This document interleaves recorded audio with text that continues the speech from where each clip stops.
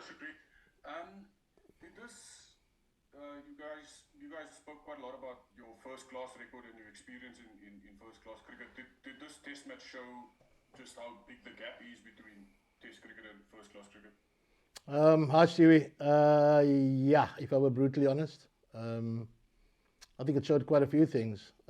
There's obviously you've got to take in factor in the nervous tensions, etc., that goes with debuting for a lot of players, and then obviously the nerves that a test match brings. But yeah, look, I think the divide is great. So if I were to answer you bluntly, I'd say yes. Just to follow up quickly, what has been the sort of the assessment from the players' perspective about how they felt that match went for them and the areas that they learned lessons? Um, Look, I think it goes without saying also that the relentless pressure that a bowling attack um, puts on you at this level. They don't bowl better away swingers and better in swingers and better bouncers. They just bowl less bad balls. And similarly, from a batting perspective, as soon as you err, whether it be on line or length, you get punished. So I think those were the harsh learnings for our guys. But having said all of that, I did expect a bolder showing, especially on the batting side, where I felt we let ourselves down quite a bit. Thanks, Stu. Who would like to take the next one? Just a reminder to raise your hand. Go ahead, Telford. Thanks, Lucy. How's the trickery? Um, I wonder how are the guys doing mentally? You know, they were thumped. There was an expectation that they were up against a better team, and that turned out to be the case. You know, and how are they doing mentally, considering they're going to go and do it all again in a couple of days? Look, we'll only really see. For now, they're fine. You know, we didn't do too much of a debrief yesterday. We've had obviously 3 days, or well, 4 days of really hard grind, and we put a lot of practice in prior to the match. So I didn't want to do too much of a debrief after the day's play. So we basically left the guys to their own devices a day off today. Guys either went up the mount, beaching, golfing, whatever they did. We go to Auckland tomorrow, but I think the real test will come when we step out on the field again in a few days' time, you know. But for now, they're in decent spirits. But obviously, a few of them would have taken a bit of a knock in terms of the harsh realities that Test cricket brings, and possibly how far away they probably still are. I think many feel that they're closer to the Test side than they currently are, and then you go through a few days like they have been, and that is a little jolt and a little wake up call as well. Thanks, Telford, for those. Thanks, Lucy. Hi, Shuk. I just want to ask you about three guys specifically in relation to what you just mentioned about being far away. So Neil Brand was obviously quite keen on maybe stepping into Dean Elgar's shoes, and I'd like to know kind of how he experienced captaincy, and obviously he bowled pretty well. But then also Zubair Hamza and Keegan Peterson, I would guess they'd be the closest batters, you know, to stepping in, and obviously KP's been there before. Are they still, from what you've seen, you know, how far away are they? I think, look, when you look at KP and Zubi, Branty didn't get out of the blocks at all this test match. I think the first innings dismissal, I mean, it was just lethargic. It spent a lot of overs and a lot of hours bowling, and yeah, just 2 days took its toll. But we're expecting a lot from Zubi, KP, and Bedders, you know, if the truth be told, because they are the guys with a few test matches under the belt. They probably have been around a bit longer than others. So yes, we'd be expecting a bit more from the KPs and Zubi. KP played really well yesterday. I thought he really played well yesterday and in the first dig. But playing well has got to start playing itself out into runs scored as well, you know. So yeah, they're still there and thereabouts, obviously. Zubi came in as a replacement in the last test match in Cape Town, came into the squad. So those are the guys that are either in the squads or on the fringes. Thanks for those. Percival?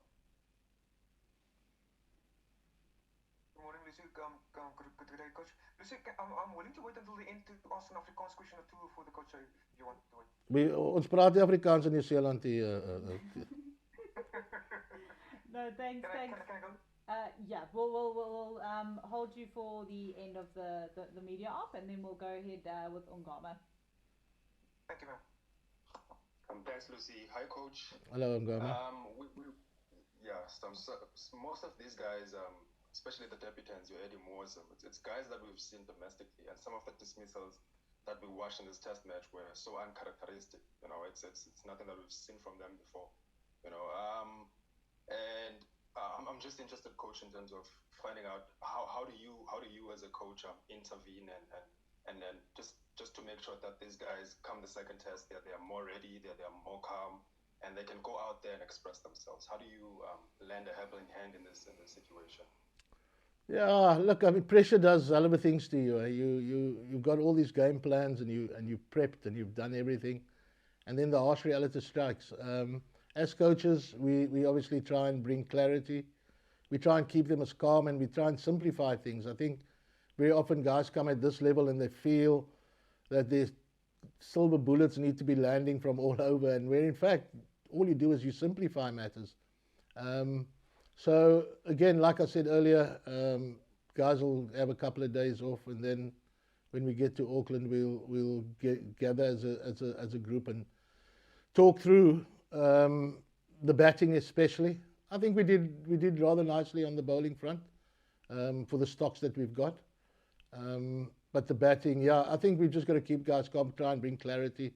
And it's easy to say to go out and back yourself, but when your every move is being magnified and your technique is being cut to shreds on TV and elsewhere, then and this is what the harsh realities of Test cricket is, and this is what players are going to have to deal with. But they'll be better for the experience.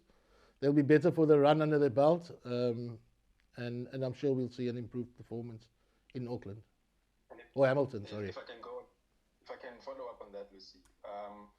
Coach, I mean, these guys, your Eddie, as you mentioned, do we look at this performance and start questioning the strength of our domestic cricket, because the same structure produced your Tony Dizorzi, who went against West Indies and India, performed well against those two sides. Do we start questioning the domestic structure, or is it more of a mental thing that we saw in New Zealand?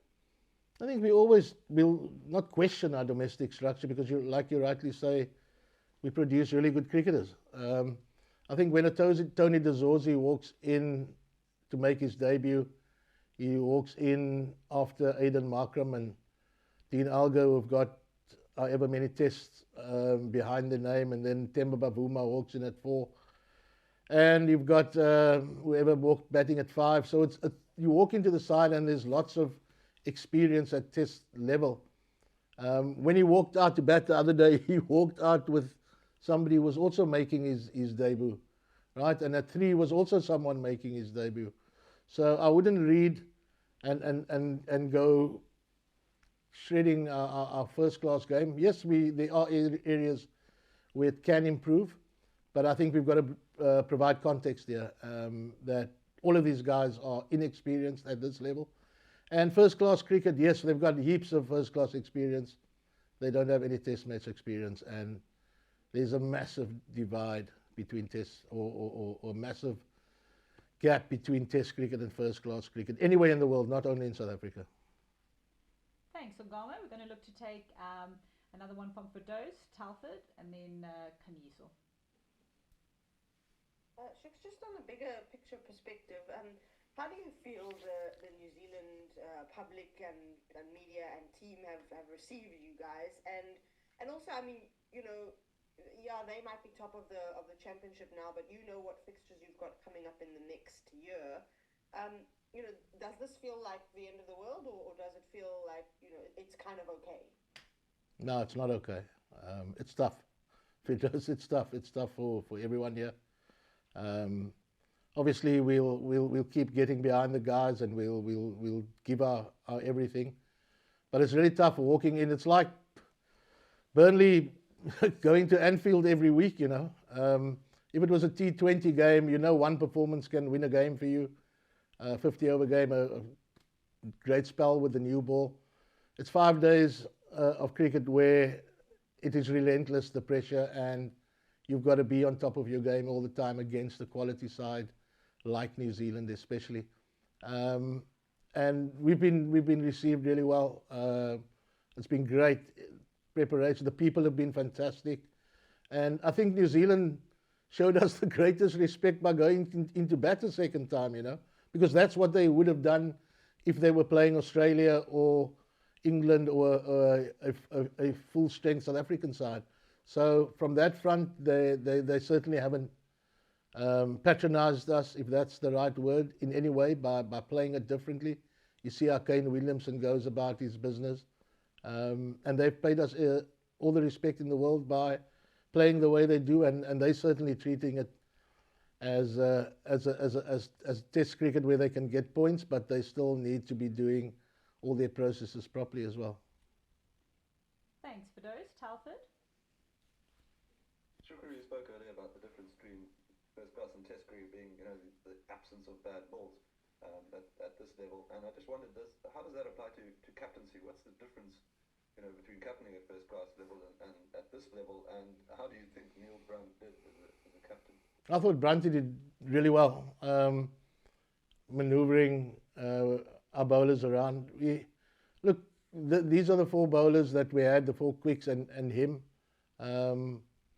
And it's not easy to manage 4 inexperienced. Well, Pato obviously brings a bit more experience to manage, and I thought he captained really well. I really thought he captained really well. We take our chances on day one. Yeah, you know, you like I said, you're going to, like Burnley going to Anfield, and you know you're going to have to live on the breadcrumbs, and every now and again when a slice comes around, you've got to grab it with both hands. And we didn't. And that first day could have been slightly different. And the longer we have them in the field batting, and then we bat properly, the more chances there were for Burnley to scrap something out of the game, because that's pretty much how you set up. But to answer your question, I thought Brunty captained really well. It obviously weighed on him, having had to bowl as many overs as he did, and yeah, that took its toll. But yeah, full marks to him. Thanks, Talford. Kanyiso, then we're going to go Zahir and then wrap with Percival. Thank you very much, Lucy. Good morning from the side, Shooks, and good evening that side. Shooks, I know that it's still pretty much early after the test match wash up, but are there any changes that you may have in mind for the second test? Yeah, we're going to obviously have to look at not only the conditions, but potentially where else we can challenge the New Zealand batters. I don't want to lose any of our batting. I think that's the only way we're going to get something out of the test match. We have to bat really well. We've got to have as many batters as we can and try and take the game as deep as we can, and maybe force New Zealand into making a rash decision. But we're going to have to look at, from a bowling attack, possibly how else we can challenge them. In this past test match, we thought the wicket would be a bit quicker than it was. We thought it would do a little bit more. Even New Zealand was surprised. So we basically only had the little window with the new ball where we could attack them, you know. And I've got to put my thinking cap on together with the other coaches and try and look at other ways where we possibly can challenge them. So yeah, I'm expecting maybe 1 or 2 changes, yes, to see how else we can get something out of the next test. Thanks, Kanyiso. Zahir? How's it, Shooks? You kind of answered a little bit there, but you spoke about 4 quicks that you have. Obviously, that's what you have, but that's 10k slower than the other side. Does it not become a situation again? What you spoke about Burnley, like where you got to find different ways to get wickets, and we've seen in the past in New Zealand where someone like a part-time spinner like JP, Kesh, they've actually done very well in Bowl New Zealand out. Is it not maybe a way to go where you change things up dramatically because of what you actually have at your disposal? Yeah, could do. Again, I think context is JP and Keshav, or JP becomes an effective part-time bowler if he bowls after KG or Dale or Vernon or someone. So we've got to provide context all the time. And again, I thought, let's call them seamers and rather not quicks. Our 4 seamers did a reasonable job on day 1. And into day 2, that was always how we were going to set up. You know, we wanted to just manage the run rate. We were never looking to, and this might sound terrible, but we were realistic enough to know that you're not going to knock New Zealand over, so you've got to drag the game. So if you drag the game with a bowling side and they don't bat at a decent rate, and you can then drag the game by batting well, you can possibly go deep into day 5, and who knows, you know. But you're right, and I can almost assure you that there will be a couple of changes because we need to challenge them in other ways. Yes, the new ball, we must challenge them, and if it means we've then got to challenge them on the spin front, that's something we need to talk through. But it's definitely a consideration. Thanks, Zahir. We're going to look to conclude with the Afrikaans questions from Percival. Lucy, thank you so much for the opportunity. Goeienaand, coach. Coach, ek het aanvanklik gedink jy gaan die voorbeeld maak van die praat van die staf, jy gaan die voorbeeld maak van Liverpool wat na Emirates toe gaan, maar but that's a conversation for another day though. So, kan ek jou vra, coach, sê jou spelers, die huidige groep spelers word in die diepkant gegooi. Verwag jy as afrigter en die keerders dat hierdie spelers moet kan swem teen so 'n gedigte Nieu-Seelandse span? Ek dink enige tyd as jy in 'n toets inkom, is daar verwagting dat jy miskien nie al die swemstrokes kan doen nie, maar dalk kan doggy paddle vir 'n geruime tyd sodat jy nie verdrink nie. Ja, hulle is in die diepkant ingegooi, maar aan die einde van die dag is dit 'n groot geleentheid vir van die spelers om hulle hand op te steek en ook as 'n groep terug te gaan na die eerste klas stelsel en die res van die ouetjies wys maak wat dit eintlik behels om toetskriket te speel. Maar ja, om die vraag te beantwoord, dit is maar 'n sink or swim situasie. First of all, before you go for your next question, I see Firdous has asked in the comment section just if you could translate that response. Sure, asking a lot of me. We're trying to.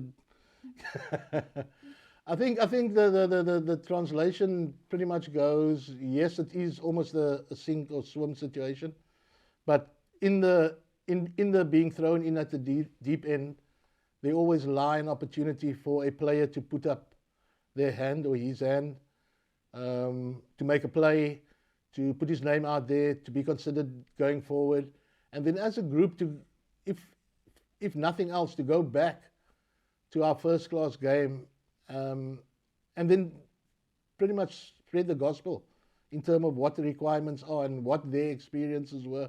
So hopefully in that way we can uplift the standard a bit more and not create expectation at every turn when someone gets a 5-wicket haul at domestic level or scores 100. Thanks. Percival, one more from you.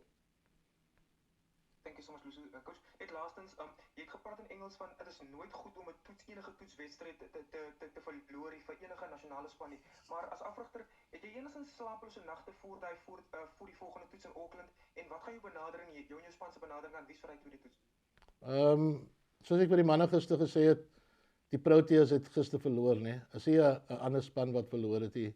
En slapelose nagte, ja, dit gaan maar te paart met die job so te sê. En ja, ek gaan slapelose nagte hê want ek neem die job baie ernstig en ook die res van ons afrigtingsgroep. So ons spandeer telkelose oomblikke om te bespreek hoe ons dalk ietsie uit 'n toets kan kry En het is nie maklik om 'n verloor te vat nie. Dit was taaf gisteraand, die afgelope 4 dae was eerlikwaar baie taaf geweest. Maar ons sal 'n manier moet kry en ja, ons sal ons thinking caps opsit en dan hopelik as ons 'n paar taktiese veranderinge maak, kan ons dalk Nieu-Seeland 'n bietjie verder toets op meer toets as wat hulle getoets was in die afgelope 4 dae. Thanks. Thanks, no worries. Thank Percy. you, Percival. So I do see Fani's hand is up, so we will take that as the very last question. Fani, please go ahead. Ja, Shukri, ek wil net by hoor, party kommentators het gekla dat ons te veel sagte paadjies weggegooi het, te veel soft wickets. Wat is jou mening daaroor? Dis presies dit, dis sagte paaltjies. Dit was we obviously when somebody gets knocked over first or second ball, you don't have an issue with that really, but when you get in and you then have the type of dismissals you have, then that is concerning. So I agree entirely that, and at every turn we lost like 2 wickets at a time, you know. We create a little bit of a partnership, whether it be in time or runs, because time is almost like runs to us. And then an in-batter gets out, and then 2 overs later, the other in-batter gets out, having played another rash shot or taken a poor option that wasn't necessary. Maar aan die einde van die dag, Fani, druk doen slaag so goed aan manne, en veral as hulle nie die nodige ervaring het in toetskriket nie.